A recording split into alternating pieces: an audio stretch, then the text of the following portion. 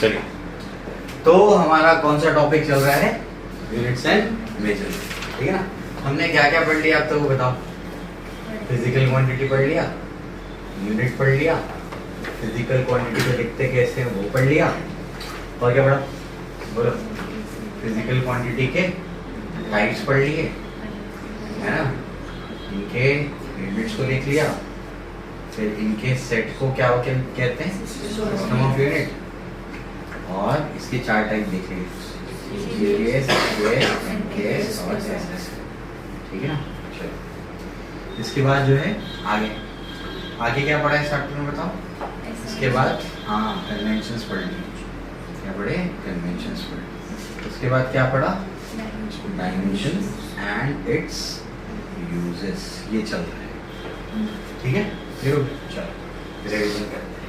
सबसे पहले physical quantity क्या होती है ये बताओ। Any quantity which can be measured, उसको क्या बोलते हैं? फिजिकल क्वांटिटी, ठीक है ना। यूनिट क्या चीज है?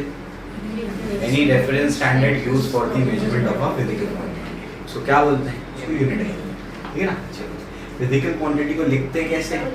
n into u। n मतलब क्या? Numerical value. न्यूमेरिकल वैल्यू का और एक नाम क्या होगा? कल बताया था, मैग्नीट्यूड, समझे? न्यूमेरिकल वैल्यू का और एक नाम क्या है? मैग्नीट्यूड, ठीक है। और मैग्नीट्यूड इनटू यूनिट, ठीक है। क्लियर हो गया? चलो, इसके बाद फिजिकल क्वांटिटी के दो टाइप्स होते हैं, कौन कौन सा? फंडामेंटल क्वांटिटी और डिराइव्ड क्वांटिटी। फंडामेंटल क्वांटिटी की यूनिट को क्या बोलेंगे? Fundamental unit. डिराइव्ड क्वांटिटी की यूनिट को क्या बोलेंगे? डिराइव्ड यूनिट्स, ठीक है। फंडामेंटल यूनिट और डिराइव्ड यूनिट के सेट को क्या बोलेंगे? System of units. जो आपका सिस्टम ऑफ यूनिट्स है, ये चार टाइप के आपके पास सिस्टम है। कौन कौन सा? CGS, FPS, MKS, SI। CGS मतलब CGS सिस्टम में लेंथ को सेंटीमीटर में, मास को ग्राम में, टाइम को सेकंड मेजर करेंगे। FPS में लेंथ को फुट में, मास को पाउंड में, टाइम को सेकंड मेजर करेंगे। MKS में लेंथ को मीटर में, मास को किलोग्राम में, टाइम को सेकंड मेजर करेंगे। SI में कितनी फंडामेंटल है? 7 फंडामेंटल है। कौन कौन सा? Length, mass, time, electric current, temperature, amount of substance, luminous intensity, और दो सप्लीमेंट्री कौन कौन सी? प्लेन यूनिट्स और रेडियन।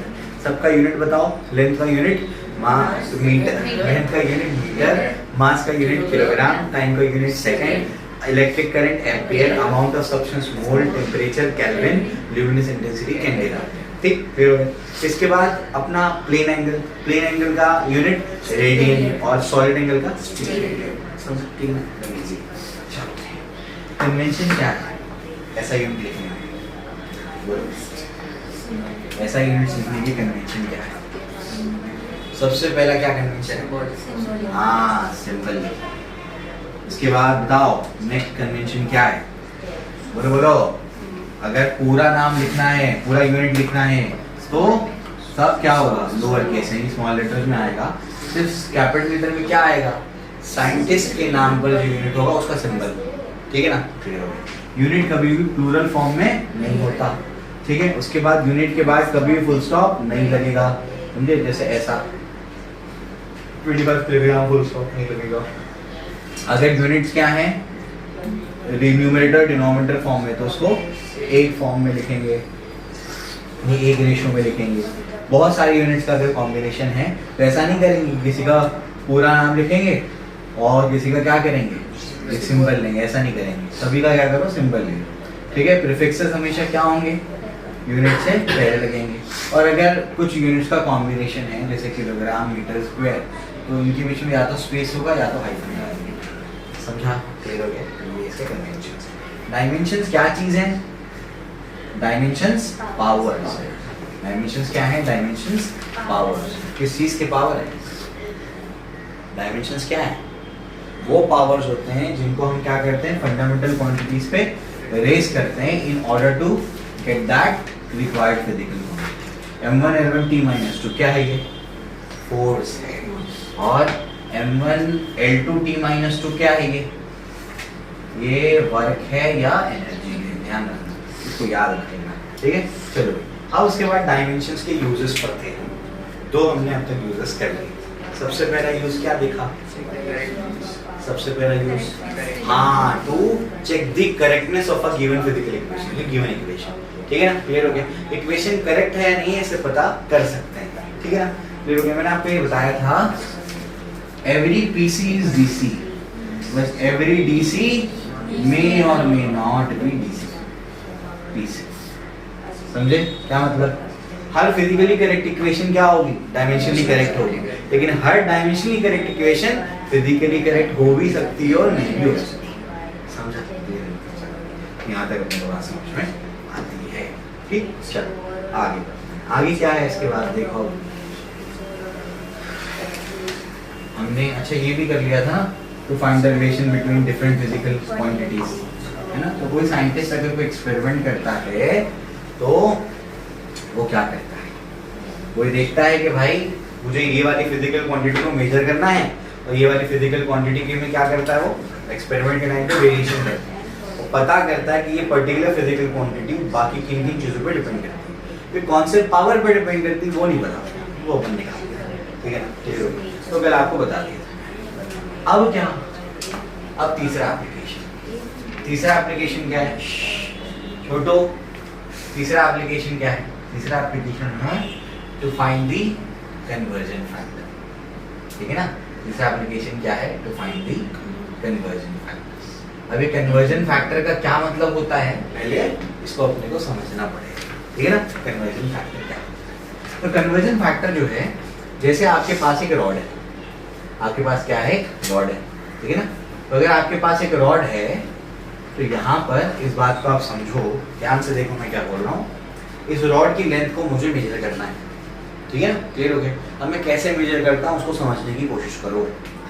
मैं लेता हूँ ये ऐसी पेन, यानी ये मार्कर, ठीक है ना, क्लियर हो गया? जैसे मैंने मार्कर लिया, ये एक यहाँ तक का हो गया और फिर उसके बाद क्या हो गया? ये 2, ठीक है ना, यहीं तक का रॉड। ठीक है, क्लियर हो गया? चलो देखो मैं क्या बोलूँगा, इसकी लेंथ कितनी है? इसकी लेंथ है 2 पेन, ये 2 मार्कर्स। कितनी लेंथ है? 2 मार्कर्स। 2 मार्कर्स की लेंथ है, जितनी 2 मार्कर की लेंथ है वही क्या है? रॉड की लेंथ है। ठीक है, क्लियर हो गया? मैं दूसरा तरीका लेता हूँ। दूसरा तरीका क्या? दूसरा तरीका लेता हूँ मैं ये वाला, ऐसे, ये हैंड बोल देते हैं इसको, हैंड्स। 1, फिर हो जाएगा 2, फिर हो जाएगा 3, फिर हो जाएगा 4। 2 मार्कर्स या फिर क्या होंगे? 4 हैंड्स। इसको मैं हैंड बोल रहा हूँ बस, तो 4 हैंड्स, समझे? ठीक है ना। अब क्या? अब मुझे बताओ कि ये दोनों लेंथ इक्वल है कि नहीं है? इक्वल है, इक्वल है ना। बस ये एक तरीका है या एक सिस्टम है मेजर करने का, और ये क्या है? दूसरा सिस्टम है। तो मैं लिखता हूँ 2 markers is equals to 4 hands.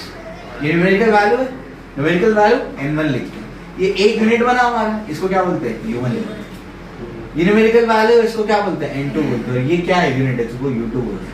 Start में लिखा है था नहीं, वही चीज तो है। ठीक, क्लियर हो गया? अब क्या? अब मैं समझाने की कोशिश कर रहा हूँ।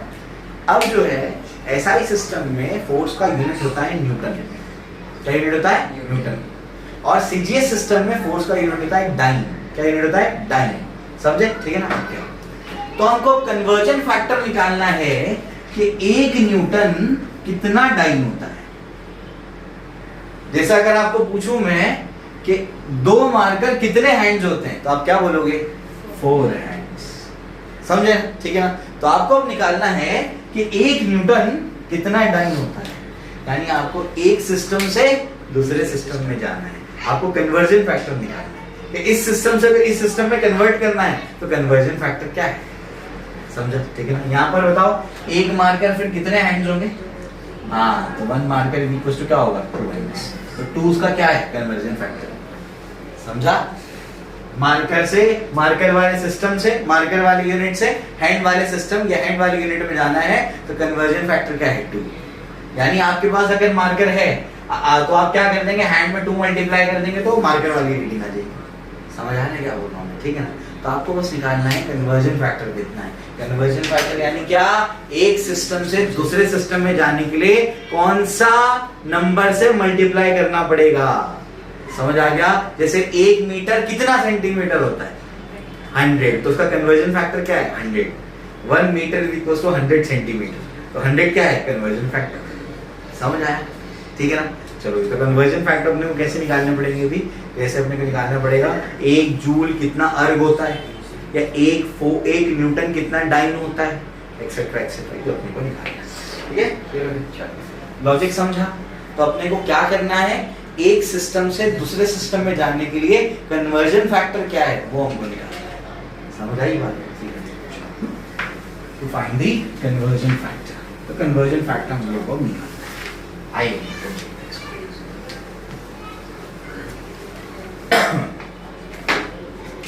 तो हम लोग को बच्चों अब निकालना है, अच्छा कन्वर्जन फैक्टर में ये जो तुम लोग याद रख लो कि n1 u1 इक्वल्स टू क्या आया, into u2, ये तो याद रहेगा। अब जो है हमको फॉर एग्जांपल निकालना n2 है, क्या निकालना है n2, तो n1 यही रहेगा और u1 अपॉन क्या हो जाएगा, u1 u2 क्या है, यूनिट इन सिस्टम 1, u2 क्या है, unit in system 2, numerical value in system 1, numerical value in system 2, या फिर मैग्नीट्यूड क्या है। ठीक, अब जो है यहाँ पर आपका जो भी होगा ये एमएलटी के टर्म्स में ही होगा, क्योंकि यूनिट को लिख सकते हैं हम लोग, यूनिट को डायमेंशन के टर्म्स में लिख सकते हैं। तो मैं क्या लिखूंगा, n2 को यहाँ लिखता हूँ पहले, फिर m1 लिखता हूँ, फिर जो u है ना इसको मैं लिखता हूँ, ये क्या होगा, ये होगा कुछ m1 by m2 the whole raised to a into l1 by l2 the whole raised to b और t1 by t2 the whole raised to c। ये समझा क्या किया मैंने, क्या किया मैंने बेसिकली यहाँ पर जो है एग्जांपल के तौर पर मैं आपको ऐसा समझाता हूँ यहाँ पे कि अगर मैं बोलता हूँ यहाँ पर, ध्यान से सुनो क्या बोल रहा हूँ, अगर मैं बोलता हूँ कि 1 न्यूटन इज इक्वल्स टू क्या है, ये x डाइन है, कितना डाइन है, x डाइन है, मुझे नहीं पता, जो चीज हमको नहीं पता होती है अलजेब्रा में उसको क्या मान लेते हैं, x से मान लेते हैं, ठीक है ना। तो ये अब इसी वजह से नाम रखा गया x रेस, क्योंकि शुरुआत में हमको नहीं पता थी ये रेस कौन सी, तो हमने क्या बोल दिया, x रेस, समझे, ठीक है ना, इस वजह से एक्स रेज नाम पड़ा है। ठीक है, अब जरा समझो उसका, ये देखो न्यूटन है ना यहाँ पर, ये क्या है न्यूटन, न्यूटन किसका यूनिट है बताओ जरा, फोर्स का, कौन से सिस्टम में, एसआई सिस्टम। डाइन किसका यूनिट है बताओ जरा, फोर्स का, कौन से सिस्टम में, सीजीएस सिस्टम में।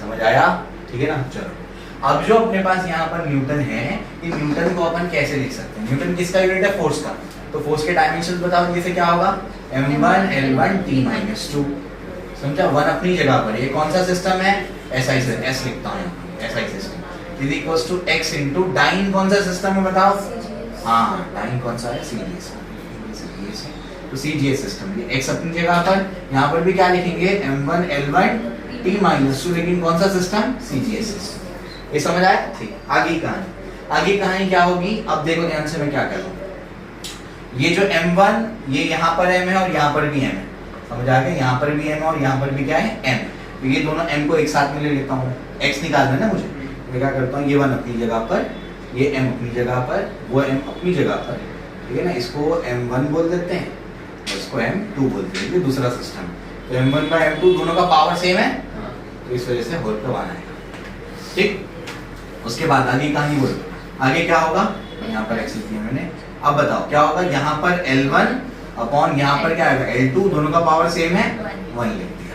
इसके बाद बताओ यहाँ पर क्या आएगा, ये आएगा t1, यहाँ पर आएगा t2, दोनों का पावर क्या आएगा, -2, वो तो लिखा है ना, क्योंकि सबका पावर क्या होता है, सेम होता है, क्योंकि वो एक ही क्वांटिटी का है ना डायमेंशन, चाहे वो एसआई में लिखो या सीजीएस में लिखो, डायमेंशन तो सेम आएगा, डायमेंशन यूनिट से थोड़ी बदलता है, यानी सिस्टम से थोड़ी बदलता है, समझे, क्लियर हो गया। तो सिस्टम बदलने पर डायमेंशन नहीं बदलता, तो इस तरीके से ये इसका फॉर्मूला दिया जाता है, क्या दिया जाता है, फॉर्मूला दिया जाता है, क्लियर हो गया। ये तो मैंने सॉल्व नहीं करा है, मैं सिर्फ तुमको समझा रहा हूँ कि वो आया कहाँ से, ठीक है। सबके पावर सेम होंगे, तो यहाँ पर लिखने का सिस्टम 1 में जो उसका यूनिट जो भी मास है, फिर सिस्टम जो 2 में जो भी मास है वो होल पावर पे जो उनका डायमेंशन, समझा, क्लियर हो गया। तो ये कॉपी करो, फिर मैं इसको सॉल्व करा, ठीक है। आप बोलेंगे सर ऐसे डायरेक्ट कर लेते, कर सकते थे डायरेक्ट, लेकिन जब कोई नया सिस्टम आएगा तो तुम गड़बड़ कर दो, इस वजह से बता रहा हूँ। और एंट्रेंस एग्जाम में नया ही सिस्टम देगा, तो एसआई या सीजीएस नहीं देगा, वो कोई नया सिस्टम देगा। अभी मैं कराता हूँ, कॉपी कर उसको, ठीक है, ये लिख लिया तुम लोग ने। अब मैं आपको डायरेक्ट पहले सॉल्व करके बताता हूँ कि डायरेक्ट इसकी जरूरत नहीं है, इसके साथ भी कर सकते हो, उसके बगैर भी कर सकते हो, समझाता हूँ।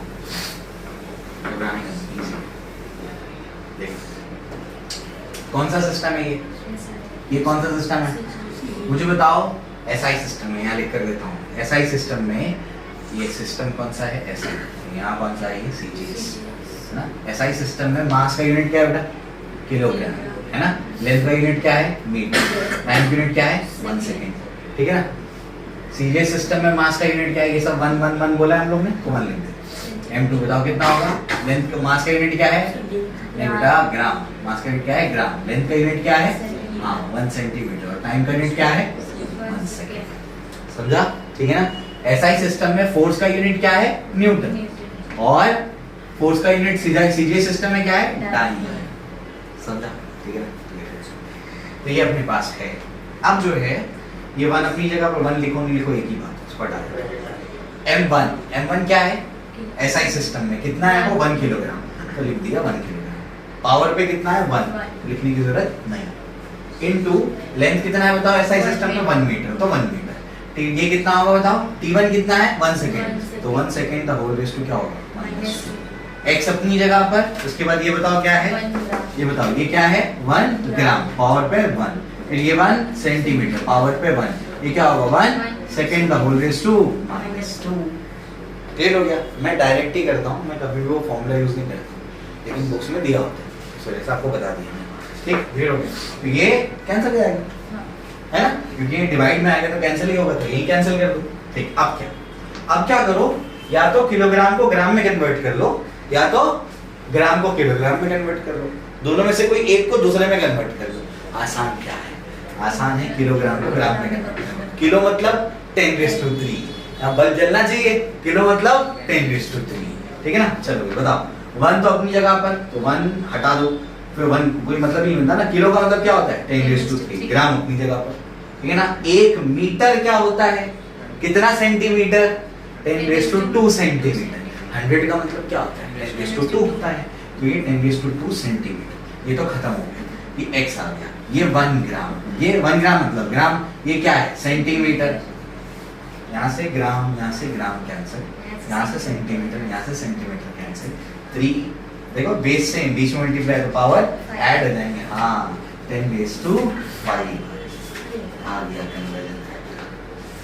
क्या मतलब हुआ इसका, ये मतलब हुआ कि 1 न्यूटन x डाइन था, मतलब 1 न्यूटन इज 10⁵ डाइन। समझा, क्लियर हुआ, कोई दिक्कत नहीं, एकदम इजी है, बस ये करना आपने, ठीक है ना। अभी ये तो बुक में दिया हुआ, बुक में क्या दिया मुझे याद नहीं, क्या दिया, कौन सा एग्जाम्पल है, कौन सा है, नहीं अर्ग वाला इसके अंदर, ठीक है। तो मैंने क्या कर दिया, न्यूटन और टाइम को कन्वर्ट कर दिया। अब जूल और अर्ग वाला एग्जांपल मैं आपको देता हूँ, पहले इसको कॉपी कर वो वाला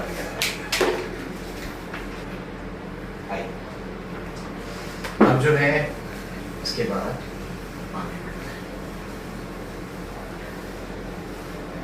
संडे को फिर ये लेक्चर ले लेता हूँ मैं आप लोगों का, how to prepare for 11th standard, ठीक है। उसमें आपको रेफरेंसेस और सारी चीज़ें बता दूंगा, अच्छा ठीक है ना। तो रेफरेंसेस वगैरह सारी चीज़ें समझाता हूँ कि कौन कौन सी रेफरेंसेस पढ़नी है, कौन कौन सी बुक्स आपके पास होनी चाहिए, कौन कौन सी बुक्स फ्री में मिल जाएंगी, जिनकी PDF अवेलेबल है, सारी चीज़ें, ठीक है। ठीक हो गया। तो बेसिकली अब हम लोगों को क्या करना है, अब हम लोगों को करना है, जैसे हम लोग को पता करना है कि 1 जूल इक्वल्स टू कितना अर्ग होता है। अर्ग क्या है, अर्ग्स नहीं है, क्या क्यों, प्लूरल फॉर्म में नहीं लिखते, एनर्जी का यूनिट है कौन, जूल या अर्ग। जूल कहाँ पर, SI सिस्टम में, अर्ग कहाँ पर, CGS सिस्टम, समझा। तो अब जो है हम लोग को क्या करना है, हम लोग को 1 जूल कितना अर्ग होता है वो अपने को पता करना है।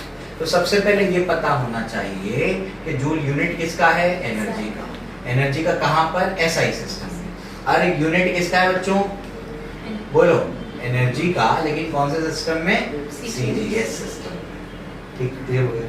फॉर्मूला तो एक ही लगेगा, क्या फॉर्मूला, N1U1 = N2U2, वही तो लिखा है मैंने, N1U1 = N2U2, N2 find out करना है, समझा, ठीक है। चलो अब उसको वही लिख देता हूँ, 1 × जूल क्या है, एनर्जी का यूनिट है। एनर्जी का यूनिट वही होता है जो वर्क का यूनिट होता है, तो याद करने बोला मैंने, क्या है वो, M1 L2 T - 2, ये हो जाएगा आपका M1 L2 t माइनस 2, कौन सा सिस्टम है?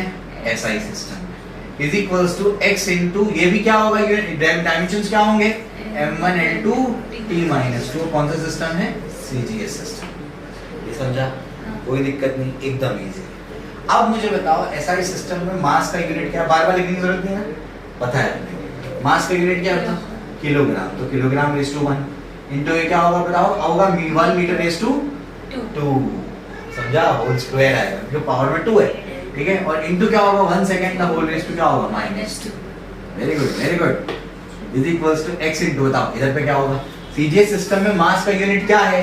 ग्राम, तो जाएगा 1 ग्राम, ठीक है ना, मल्टीप्लाइड बाय क्या होगा? 1 सेंटीमीटर का होल स्क्वायर, और क्या होगा? 1 सेकंड का होल रेज़ टू, क्या कैंसिल होगा उधर? क्या कैंसिल होगा? बोलो, ये और ये सबसे पहले कैंसिल, क्यों? सेम पावर, डिवाइड में आएगा, कैंसिल हो जाएगा। बचेगा क्या? बचेगा आपके पास 1 किलोग्राम मतलब 10⁻³ ग्राम, ठीक है ना। आपकी मर्जी है ग्राम को किलोग्राम में कन्वर्ट करो और किलोग्राम को ग्राम में कन्वर्ट करो, मुझे इजी क्या पड़ता है? किलोग्राम को ग्राम में कन्वर्ट करना, ठीक है। 1 metre is how much centimetre? 10⁻², तो 10⁻² सेंटीमीटर का होल स्क्वायर, ये गलती नहीं कर देना, होल स्क्वायर भूल जाए, ये नहीं करना, ठीक है ना। Is equals to x into 1 gram यानी ग्राम, और इंटू क्या होगा? सेंटीमीटर का स्क्वायर। ये बता दो कितना होगा? होल स्क्वायर है ना, 10⁻⁴, और ये क्या हो जाएगा? होल स्क्वायर का मतलब समझता है क्या मतलब होता है? 10 स्क्वायर सेंटीमीटर का होल स्क्वायर। होल स्क्वायर का मतलब इस पे भी स्क्वायर और इस पे भी स्क्वायर, जैसे एग्जांपल के तौर पे AB द होल स्क्वायर, तो ओपन करने पे क्या होगा? A square B square, whole square का ये मतलब होता है। तो इस पे भी स्क्वायर करेंगे तो 10⁻² the whole square into centimetre square, समझे? तो ये 2 2 का क्या हो जाएगा? 4 हो जाएगा। मैंने बताया था A⁻m the whole raise to n, तो A⁻mn बनता है, पावर मल्टीप्लाई हो जाती है, ठीक है ना। चलो तो 2 2 का क्या हो गया? 4। अब centimetre square cancel, gram gram cancel, 3 + 4 7, x equals to 10⁻⁷। समझा? एकदम इजी है। चलो तो 1 जूल कितना होता है? 10⁻⁷ होता है, ठीक है ना। चलिए, तो ये आपको समझा दिया मैंने, इंशाल्लाह हम लोग वीकली भी प्लान कर लेंगे आगे जाके कि हम लोगों को कैसे कैसे आगे प्रोसीड करना है। तो हम लोगों को पढ़ाना तो है, टीचिंग के मामले में हम कोई बिल्कुल भी कॉम्प्रोमाइज़ नहीं करते। इस साल जो हमारा अप्रोच है वो प्योरली रिजल्ट ओरिएंटेड है कि हम लोग को अब क्या करना है, पढ़ाना तो अच्छा है ही है, साथ साथ रिजल्ट पे फोकस करना है, ठीक है ना। चलो आज तो यहाँ तक तो अपने को बात समझ में आ गई है। क्या क्या पढ़ा अपन ने आज तक, बताओ अब तक बताओ क्या क्या पढ़ लिया? हमने पढ़ लिया डायमेंशन और उसके एप्लीकेशन, तो आपको 3 एप्लीकेशन उसके बता दिए मैंने। आई थिंक इसके बाद एक प्रॉब्लम है टेक्स्ट बुक में, प्रॉब्लम करा देते हैं। तो प्रॉब्लम देखो क्या है, प्रॉब्लम है एग्जाम्पल 1.4। एग्जाम्पल 1.4 क्या कहता है? A calorie is a unit of heat and it is equal to 4.2 joule। एक कैलोरी क्या है? कैलोरी हीट का यूनिट है, और कितना है वो? 4.2 जूल। जूल भी किसका है? हीट यानी एनर्जी का यूनिट। कौन से सिस्टम में? CGS में। कौन से सिस्टम में? SI सिस्टम, ठीक है। और आपको बोलता है कि जो 1 जूल होता है ना बच्चों, वो होता है किलोग्राम मीटर स्क्वायर पर सेकंड स्क्वायर, समझे? वही होता है ना 1 किलोग्राम 1 मीटर स्क्वायर पर सेकंड स्क्वायर, ठीक है।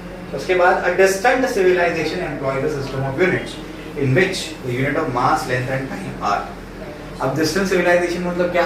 कहीं दूर दराज इलाकों में कोई क्या करता है, कुछ लोग रहते हैं, तो लोगों ने एक अपना सिस्टम बनाया है। मैं बोला ना सिस्टम बदल देगा, ठीक है ना, ऐसा सिस्टम दे देगा जो आपने देखा नहीं है, नया सिस्टम। तो ये तो हमारा जूल वाला सिस्टम है। अब जो नया सिस्टम है, नए सिस्टम में आपको बोलता है कि जो मास का यूनिट है, M2 बोलते हैं उसको नए सिस्टम में, MN बोलते हैं इसको न्यू सिस्टम में। मास का यूनिट क्या है? Alpha kilogram. लेंथ का यूनिट क्या है? Beta metre. और टाइम का यूनिट क्या है? टाइम का यूनिट क्या है? टाइम का यूनिट है गामा सेकंड। 1 मिनट। टाइम का यूनिट क्या है? ठीक, तो नया यूनिट क्या है हमारे पास? नए यूनिट में मास का यूनिट, नए यूनिट में मास को क्या बोला है? Alpha kilogram. लेंथ को क्या बोला है? Beta metre. और टाइम को क्या बोला है, गामा सेकेंड। और जो इन सबको मिला करके यूनिट बनेगा वो क्या बनेगा, जे डैश बनेगा। क्या बनेगा, जे डैश। ठीक है, जे डैश क्या है, इसका नया यूनिट है। ठीक है, न्यू सिस्टम में। ठीक, आगे क्या कहता है, आगे कहता है what will be the magnitude of calorie in their unit. Calorie का मैग्नीट्यूड क्या होगा, कैलोरी का न्यूमेरिकल वैल्यू क्या होगा उनके यूनिट में।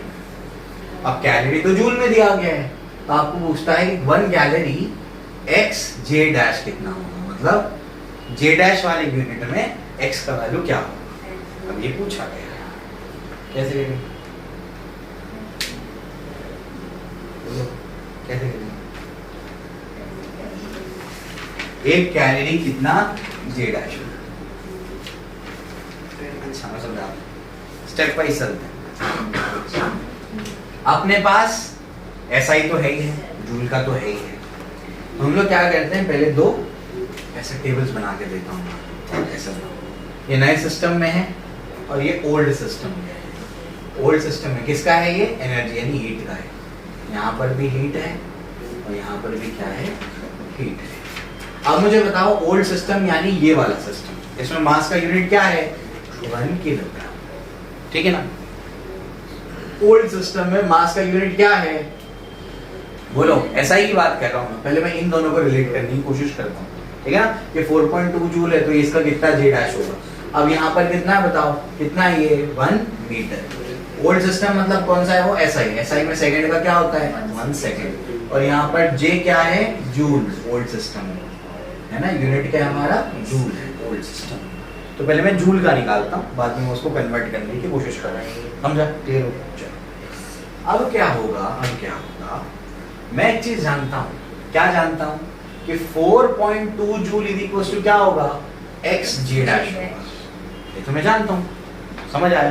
ठीक है, अब क्या होगा, 4.2 अपनी जगह पर है, जूल का क्या करूंगा मैं, यूनिट बताओ जल्दी से, क्या डायमेंशंस बताओ। जूल किसका है, हीट का। हीट क्या है, एनर्जी। एनर्जी के डायमेंशंस वही होते हैं जो वर्क के होते हैं। वर्क के क्या होते हैं, m1 n2 t-2। कौन सा सिस्टम है ये, ओल्ड सिस्टम। ओल्ड मतलब SI। ठीक है, is equal to x into बताओ ये क्या होगा, m1 n2 t-2। लेकिन कौन सा सिस्टम, न्यू सिस्टम। समझा, ठीक। आगे कहानी क्या होगी, देयरफॉर 4.2 ओल्ड सिस्टम में मास कितना है, 1 किलोग्राम।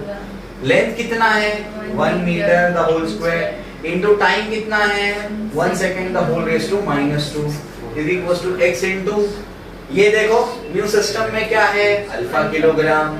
लेंथ कितना है, beta metre the whole square into time कितना है, gamma second the whole raise to -2। समझा, ठीक।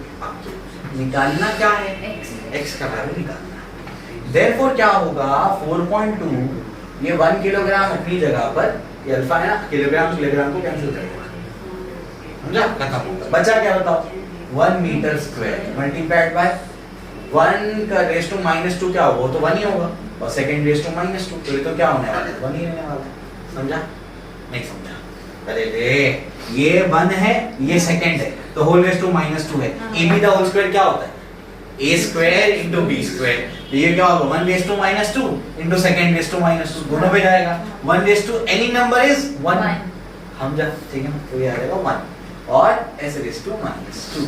x अपनी जगह पर, ये क्या होगा अल्फा, ये क्या होगा बीटा स्क्वायर मीटर स्क्वायर, ये क्या होगा gamma raise to -2 second raise to -2। समझे, ये दोनों खत्म हो गए, ये दोनों खत्म हो गए। तो बचा क्या होता, बचा क्या, 4.2 is equals to x into alpha beta square gamma raise to -2। तो x का वैल्यू क्या मिला बच्चों, x का वैल्यू मिला 4.2 divided by alpha beta square और गामा रेज़ टू -2 है, ऊपर जाएगा तो क्या होगा गामा स्क्वायर। तो x का वैल्यू मिल गया। तो 1 कैलोरी कितना जे डैश होता है, 4.2 gamma square upon alpha beta square. समझा, ये हो एकदम आसान है, ठीक है ना। चलो ठीक है, तो हम लोग ने क्या कर दिया, हम लोग ने इन दोनों को कंसिडर किया और इन दोनों को कंसिडर करने के बाद हमने ये देखा कि ये आंसर आ गया। अगर हम लोग तीनों आपस में इक्वल है, अगर हम लोग ये दोनों को कंसिडर करते तो आंसर आता क्या, तब भी आंसर आता। समझे? बस अपने को क्या करना है, जब यहाँ पर लिखेंगे ये चीज तो ये तो 4.2 नहीं आएगा, अब क्या आएगा 1 आएगा, उसके बाद ये तो आएगा, उसके बाद यहाँ पर क्या लिखेंगे आप, ये कौन से सिस्टम में है, सीजीएस, तो आप क्या लिखोगे 1 ग्राम फिर 1 सेंटीमीटर द होल स्क्वायर और 1 second the whole raise to -2, फिर उसके बाद कैलकुलेशन करके ये आंसर आ जाएगा। समझा? तो जो इजी पड़ेगा वो मैंने आपको करा दिया, ठीक है।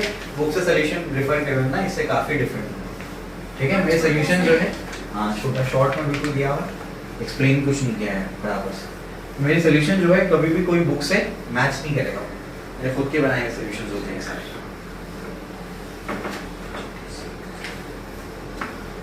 चलिए हो गया यहाँ तक, ठीक है ना। तो डायमेंशंस का लास्ट टॉपिक करेंगे भी हम लोग। लास्ट टॉपिक क्या है, डायमेंशन एनालिसिस का लास्ट टॉपिक है लिमिटेशंस। लिमिटेशंस मतलब इसकी हद क्या है, इसकी खामियां क्या है।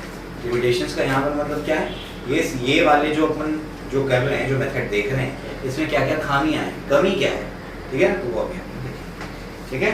तो ये मैं आपको बताता हूँ, तो उसके बाद तो एरर का पार्ट स्टार्ट हो जाएगा। तो लिमिटेशंस में सबसे पहला लिमिटेशन क्या दिया, The value of dimensionless constant can be obtained with the help of experiment. पता ही अपने को कल बताया था t equals to 2 pi into root of L by G। इसमें 2 pi कैसा मिला था, डायमेंशन से मिला कि एक्सपेरिमेंट से मिला, एक्सपेरिमेंट से मिला। 2 pi तो नहीं पता लगा ना, बस ये पता लग गया था कि time period of simple pendulum जो है उसमें लेंथ का पावर क्या है और g का पावर क्या है, ये तो पता लगा ना अपने को। यानी बेसिकली अपने को पता लग गया यहाँ पर कि कोई भी फिजिकल क्वांटिटी के पावर्स तो पता लग जाते हैं, लेकिन जो अपने कांस्टेंट है उसके बारे में कोई भी आइडिया नहीं देता है ये सिस्टम, ये मेथड, ठीक है ना। चलो उसके बाद सेकंड पॉइंट इसका जो है वो है dimension analysis can not be used to derive relations involving trigonometric exponential and logarithmic function as these quantities are dimensionless. क्या मतलब, इसका मतलब हुआ कि अगर फॉर्मूले में कोई ट्रिग्नोमेट्री या कोई एक्सपोनेंशियल या फिर कोई लोगैरिथम वाली क्वांटिटी आ रही है तो इसके बारे में कोई भी आइडिया नहीं है। एग्जांपल के तौर पे कोई चार्ज पार्टिकल को आप क्या कर दो, कुछ वेलोसिटी दे करके मैग्नेटिक फील्ड में भेज दो। एक मैग्नेटिक फील्ड है, चार्ज पार्टिकल को आपने ऐसे मार दिया, वेलोसिटी लेके जा रहा है वो, तो उस पर जो फोर्स लगता है ना वो लगता है QVB sin थीटा।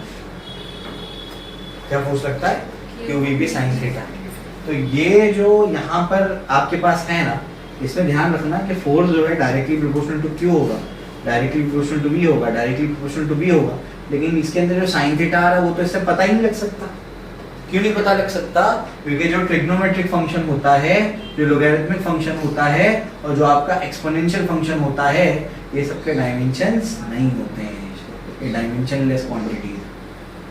समझा? अब जिनके डायमेंशन ही नहीं है तुम पता कैसे करोगे कौन सा पावर पे, उसका डायमेंशन ही नहीं है, तुम कंपेयर किससे करोगे उसको। समझ आ रहा है क्या बोल रहा हूँ? अगर sin थीटा को मैं लिख सकता कुछ m raise to a, l raise to b, कुछ t रेज़ टू c, तो सबको कंबाइन करके यहाँ से कंपेयर कर लेता। समझे? अब क्या होगा, अब इसके फॉर्मूले में sin थीटा तो आ रहा है, लेकिन भाई इसके डायमेंशन है ही नहीं, इसका मतलब करेक्ट फॉर्मूला आपको कभी भी नहीं मिलेगा। समझे? क्योंकि इसका कोई डायमेंशन होता ही नहीं है, अगर डायमेंशन नहीं है तो यहाँ से कंपेयर नहीं होगा, मतलब फॉर्मूला अधूरा है। समझ आ गई बात? तो इस वजह से आप लोग याद रखना है कि अगर कोई भी इक्वेशन में ये सब टर्म्स आ रहे हैं तो उसका हम लोग ये मेथड से फॉर्मूला डिराइव नहीं कर सकते। समझे? और इससे एक और बात समझ आई, जितने भी ट्रिग्नोमेट्रिक फंक्शन है, ट्रिग्नोमेट्रिक फंक्शन मतलब ट्रिग्नोमेट्रिक रेशियोज, ट्रिग्नोमेट्रिक रेशियोज कौन है, sin theta, cos theta, tan theta, ये सारे जो है ना उसके फिर जो कजिन ब्रदर्स हैं, उसके रेसिप्रोकल, कजिन ब्रदर्स कहते हैं, ठीक है ना, जो उसके रेसिप्रोकल्स हैं, वो सब के सब क्या है, ट्रिग्नोमेट्रिक फंक्शंस। तो 10 तक बोलते थे ट्रिग्नोमेट्रिक रेशियोज, आप क्या बोलोगे, ट्रिग्नोमेट्रिक फंक्शंस, ठीक है। चलो logarithmic function, log x, log y, ये नहीं पढ़ा अभी पढ़ोगे, इनके भी डायमेंशंस नहीं होते। e रेज़ टू x इसको बोलते हैं एक्सपोनेंशियल फंक्शन। क्या बोलते हैं? Exponential function, exponential functions. समझे? क्लियर हो गया? तो एक्सपोनेंशियल फंक्शंस के भी डायमेंशंस नहीं होते। समझे? तो पहली बात ये समझ में आ गई कि अगर ये चीजें आ रही है फॉर्मूले में तो फॉर्मूला डिराइव नहीं हो सकता। क्योंकि उनके डायमेंशन नहीं है। दूसरी चीज क्या समझ में आई कि इनके डायमेंशन नहीं होते हैं। ये पॉइंट से दो चीजें निकल के क्या है, trigonometric function, exponential function, logarithmic function क्या होते हैं, डायमेंशन लेस होते हैं, उनके डायमेंशन नहीं होते हैं। Next, this method is not useful if constant of proportionality is not a dimensionless quantity। मतलब क्या, अब constant of proportionality से दो मास है, इसका मास m1 है, इसका मास m2 है, इनके बीच में डिस्टेंस क्या है, r है। अब ग्रेविटेशनल फोर्स का फॉर्मूला क्या है, मतलब ग्रेविटेशनल फोर्स मास पे डिपेंड करेगा, m1 पे, m2 पे, r² पे, समझे। अब प्रोपोर्शनैलिटी कांस्टेंट तो आप पता कर ही नहीं सकते ये मेथड से, और ये वाला जो है ये डायमेंशन लेस नहीं होता है, इसका डायमेंशन होता है। इसका यूनिट भी तो पता हो, न्यूटन मीटर स्क्वायर पर किलोग्राम स्क्वायर, नहीं पता, ठीक है, कोई बात नहीं। तो ये जो यहाँ पर जो कांस्टेंट होता है ये डायमेंशन लेस नहीं होता, इसका डायमेंशन है। तो इसका डायमेंशन है, तो जब इधर पे MLT लिखोगे तो क्या होगा, मैं समझाता हूँ। F इज प्रोपोर्शनल टू क्या है, m1 m2 by r²। तो F इज इक्वल टू क्या लिखोगे तुम, k m1 m2 by r², समझे ना। अब यहाँ पर जब तुम इसके डायमेंशंस लिखोगे तो बताओ यहाँ इसका क्या होगा, ये मास है तो हो जाएगा m1, ये भी मास है तो क्या होगा m1, ये क्या होगा L⁻², तो हो जाएगा फोर्स, समझा। उसके बाद बताओ क्या होगा k, ये क्या हो जाएगा m2 और क्या हो जाएगा L-, ये हो जाएगा, और ये फोर्स क्या है m1 L1 क्या हो जाएगा, यहाँ पर हो जाएगा T-। गलत है, क्यों गलत है बोलो। यहाँ का m का पावर क्या है, यहाँ पर ये कैसे आ रहा है, मैंने तो कंपेयर करना सिखाया ना। अगर यहाँ पर 1 है तो वहां भी क्या होना चाहिए, 1 ही होना चाहिए, वही तो हम लोग लिख रहे हैं अब से। यहाँ 1 है तो यहाँ भी पावर 1 होगा, यहाँ 1 है तो ये भी 1 होना चाहिए, -2 कैसे आ गया, तो कहीं तो गड़बड़ है। गड़बड़ क्यों है, क्योंकि हम इस मेथड में अब तक ये मानते थे कि k जो है इसका कोई भी डायमेंशन नहीं होता है, लेकिन अपने को आगे जाके पता लगा कुछ ऐसे भी कांस्टेंट्स होते हैं, प्रोपोर्शनैलिटी हट करके क्या आता है, कांस्टेंट आता है, कुछ ऐसे भी कांस्टेंट्स होते हैं जिनका डायमेंशन होता है, इनको बोलते हैं डायमेंशनल कांस्टेंट, समझे। तो अभी तक जैसे t = 2π√L/g लिया, तो इसमें ये क्या था, डायमेंशनलेस था, तो हम लोग ने डिराइव कर लिया, कोई फर्क नहीं पड़ा। लेकिन यहाँ पर जो आपका कांस्टेंट आ रहा है वो g है, यूनिवर्सल ग्रेविटेशनल कांस्टेंट, ये डायमेंशनलेस नहीं है, इसके डायमेंशन है। और अगर कोई ऐसा कांस्टेंट आएगा जो एक्सपेरिमेंटली मिलेगा, अगर फॉर्मूले में कोई ऐसा कांस्टेंट आएगा जिसका डायमेंशन है, तो ये अपने को गलत आंसर दे देगा। गलत ही आंसर आ रहा है ना, दोनों के पावर कंपेयर का होगा, समझा। अब समझ आई बात, ये पॉइंट एक्स्ट्रा है, अक्सर किताबों में नहीं मिलता है, समझे, ठीक है ना। चलो, मैं जब वो पढ़ाने आता हूँ ना, तो पढ़ाने टीचर का यही है, टीचिंग जो भी जॉब होता है उसमें यही होता है, आप कोई भी टॉपिक कितनी भी बार पढ़ा लो, कितने साल तक पढ़ो, लेकिन पढ़ाने से पहले आपको पढ़ना पड़ेगा, समझे। आपको पहले क्या करना पड़ेगा, चीजें पढ़नी पड़ेगी। तो जब मैं तुमको पढ़ाने आता हूँ ना, तो मैं 4-5 किताबें रेफर करके आता हूँ, अच्छा ये पढ़ाना है। हाँ, मुझे लेके बैठना नहीं पड़ता है कि मैं इतना पढ़ चुका हूँ, लेकिन एक बार एटलीस्ट देख के आना पड़ता है कि आज पढ़ाना ही है, समझा, ठीक है ना। तो ये पॉइंट जो है अक्सर किताबों में नहीं मिलता है, हमारे बुक में इंक्लूड किया, समझा, ठीक है ना। तो पहला पॉइंट क्या समझा इसमें, पहला पॉइंट क्या समझा हम लोगों को, कि हम लोग टाइमिंग जो उसमें कांस्टेंट होता है उसको डिटरमाइन नहीं कर सकते। दूसरा पॉइंट क्या समझा, अगर फॉर्मूले में ट्रिग्नोमेट्रिक फंक्शन, लॉगरिथमिक फंक्शन या एक्सपोनेंशियल फंक्शन आ रहा है, तो उसका भी हम लोग डायमेंशंस नहीं निकाल सकते, पावर्स नहीं निकाल सकते, ठीक है ना। चलो, उसके बाद जो है ये मेथड यूजफुल नहीं होगा कब, जब constant of proportionality dimensional constant होगा, उसमें एक ऐसा प्रोपोर्शनैलिटी का कांस्टेंट एक ऐसा कांस्टेंट होगा जिसके डायमेंशन हो, तब ये यूजफुल नहीं है, ठीक है। उसके बाद जो है, if the correct equation contains some more terms of the same dimension, it is not possible to know about their presence using dimensional equation. For example, standard symbol for the equation, ये अलग तरीके से समझाने की कोशिश किया है, इसको समझाता हूँ। डिस्प्लेसमेंट है कोई पार्टिकल का, वो डिपेंड कर रहा है इनिशियल वेलोसिटी पे, और डिपेंड कर रहा है एक्सेलरेशन पे, और डिपेंड कर रहा है टाइम पे, ठीक है ना। 3 चीजों पे डिपेंड कर रहा है, इनिशियल वेलोसिटी पे, एक्सेलरेशन पे और टाइम पे। तो s इज इक्वल्स टू, अगर हम लोग फॉर्मूला लिखना चाहेंगे तो क्या होगा, u raise to a, a raise to b और t रेज टू c। लेकिन हमको फॉर्मूला पता है कि s इज इक्वल्स टू क्या होता है, ut प्लस हमने किया। इसका मतलब क्या है, इसका मतलब ये है कि अगर फॉर्मूले में प्लस या माइनस आ रहा है, फॉर्मूले में क्या आ रहा है, प्लस या माइनस आ रहा है, आप ये मेथड यूज नहीं कर सकते। क्यों नहीं कर सकते? क्योंकि जो आपने डायमेंशन वाला मेथड सीखा है ना यूजेस, उसमें सिर्फ वही फॉर्मूले डिराइव हो सकते हैं जिनमें क्वांटिटीज के बीच में मल्टीप्लिकेशन है या डिवीजन है। समझ आ गया? मल्टीप्लिकेशन, एक्चुअली डिवीजन कुछ नहीं होता है, जो होता है मल्टीप्लिकेशन होता है। पता है ना, एडिशन और मल्टीप्लिकेशन ही होता है, सब्ट्रैक्शन और डिवीजन कोई चीज नहीं होती। तो चलो ठीक, जो भी, तो मल्टीप्लिकेशन वाली फॉर्मूले को ही क्या कर सकते हैं, डिराइव कर सकते हैं। प्लस या माइनस आ गया, डिराइव ही नहीं कर सकते। कैसे करोगे डिराइव? समझ आ रहा है? अरे मल्टीप्लाई होगा तभी तो पावर ऐड होंगे। समझ आ रही बात? तो प्लस या माइनस अगर आएगा फॉर्मूले में तो ये मेथड से डिराइव नहीं कर सकते। कब डिराइव कर सकते? जब फॉर्मूले में मल्टीप्लिकेशन या डिवीजन आ रहा है। समझा? तो ये इसकी लिमिटेशन है। समझ आई बात? ठीक है, इस तरीके से ये चीजें आपको समझ में हैं। तो ये चीजें आपको मैंने समझा दी, आई होप आपको सारी चीजें क्लियर होंगी। तो डायमेंशंस की कुछ क्या है, लिमिटेशंस है, ज्यादा इस पर दिमाग खोटी नहीं करना है, ज्यादा काम करना है। ठीक है, इतने समझ में आए? ठीक है, आगे छोड़ो। ठीक है, इसके बाद क्या पढ़ना है, एक्यूरेसी, प्रिसिशन और बाकी चीज।